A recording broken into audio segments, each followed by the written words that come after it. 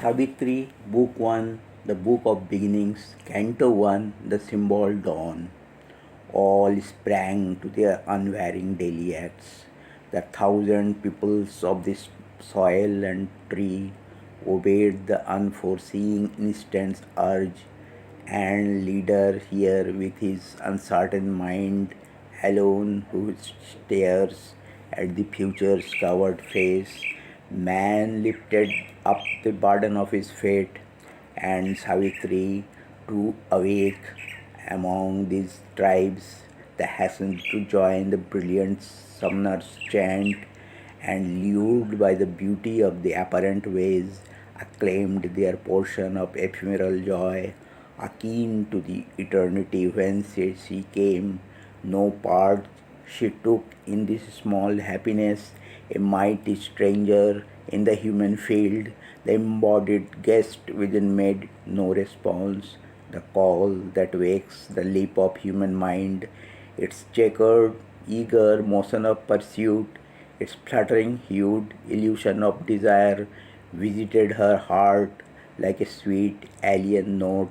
Time's message of brief light was not for her. In her there was the anguish of the gods imprisoned in our transient human mold, the deathless conquered by the death of things. A vaster nature's joy had once been hers, but long could keep not its gold heavenly hue, or stand upon this brittle earthly base, a narrow movement on time's deep abysm.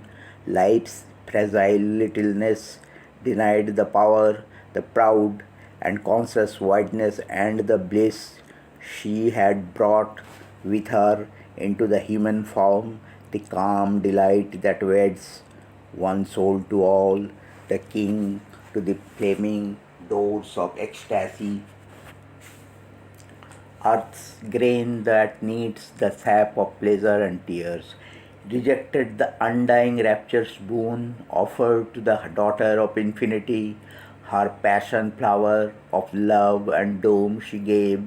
In vain seemed the splendid sacrifice, a prodigal of her rich divinity, herself and all she had lent to men, hoping her greater being to implant that heaven might native grow on mortal soil.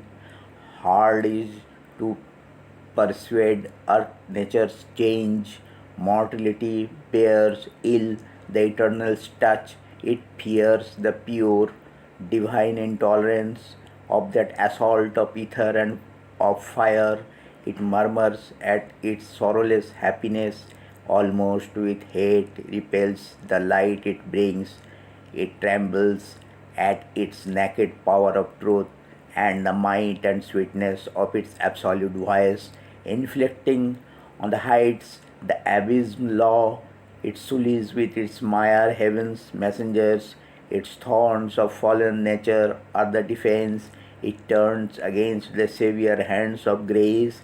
It meets the sons of God with death and pain, a glory of lightnings traversing the earth scene, their sun thoughts fading, darkened by ignorant minds, their work betrayed, their good to evil turned, the cross their payment for the crown they gave.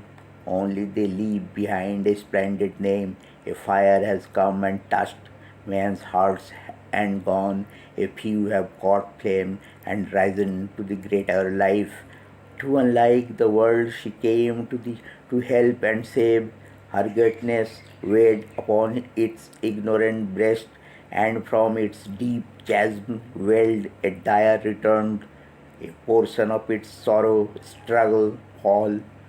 To live with grief, to confront death on her road, the mortal's lot became the immortal's share, the strap in the gin of earthly destinies, awaiting her ordeal's hour abode, outcast from her inborn felicity, accepting life's obscure terrestrial robe, hiding herself even from those she loved, the Godhead greater by a human fate.